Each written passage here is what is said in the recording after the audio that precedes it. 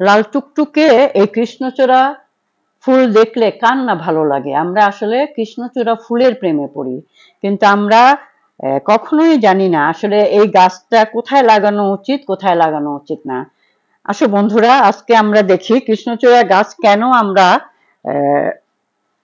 এলাকার এলাকার যে রোড সাইডে বা হাইওয়ের পাশে কেন লাগাবো না। কারণ এর শেকড়টা আসলে মাটির গভীরে যায় না, শেকড়টা অনেক উপরে থাকে, যার জন্য যে কোনো একটা ঝড়ে এই গাছ উপড়ে পড়ে যেতে পারে এবং এর ডাল এত হালকা যে যখন তখন এটা ভেঙে পড়ে। এর ফুলটা আসলে অনেক সুন্দর, ফুলের জন্য আসলে আমরা এই গাছটাকে খুবই পছন্দ করি, কিন্তু আমরা আসলে এই গাছের সম্পর্কে তেমন জানি না বলে আমরা এই গাছটা যেখানে সেখানে লাগাই। এই যে এখানে যে রমনার যে লেক, এই লেকের কাছে কয়েকটা কৃষ্ণচূড়া গাছ আছে, এটা ঠিক আছে, কারণ এটা যদি ভেঙে পড়ে লেকের ভেতরে পড়বে, মানুষের গায়ে পড়বে না।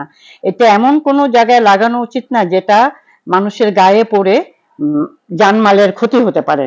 গাড়ির উপরে পড়ে গেল কিংবা মানুষের গায়ে পড়ে গেল, তখন এটা খুবই ক্ষতি হবে। কৃষ্ণচূড়া ফুল আসলে খুবই সুন্দর, টুকটুকে লালের ভেতরে হলুদ এবং সাদা নকশা করা, এত চমৎকার নকশা করা যে আসলে আমাদের ভালো লাগে।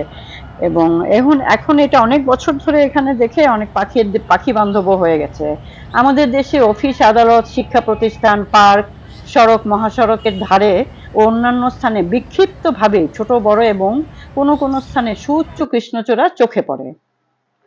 চমৎকার লাল টুকটুকে ফুলের জন্যই সারি সারি এই ফুল পথিকের দৃষ্টি আকর্ষণ করবে, কিন্তু আমরা তো জানি না দ্রুত বর্ধনশীল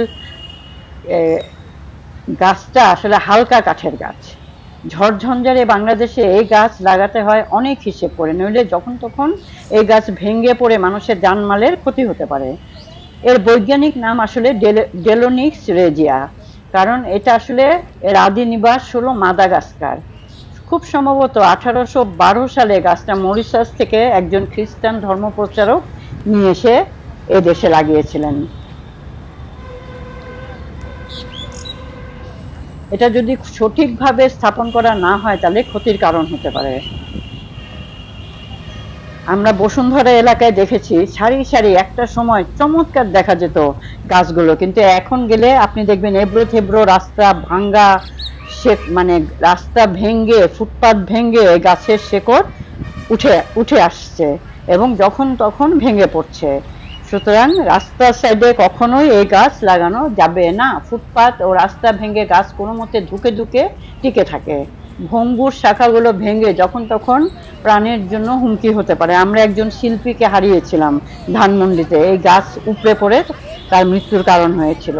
সুতরাং আমরা এলাকার রোড সাইডে বা মহাসড়কের পাশে কখনোই এই গাছ লাগাবো না।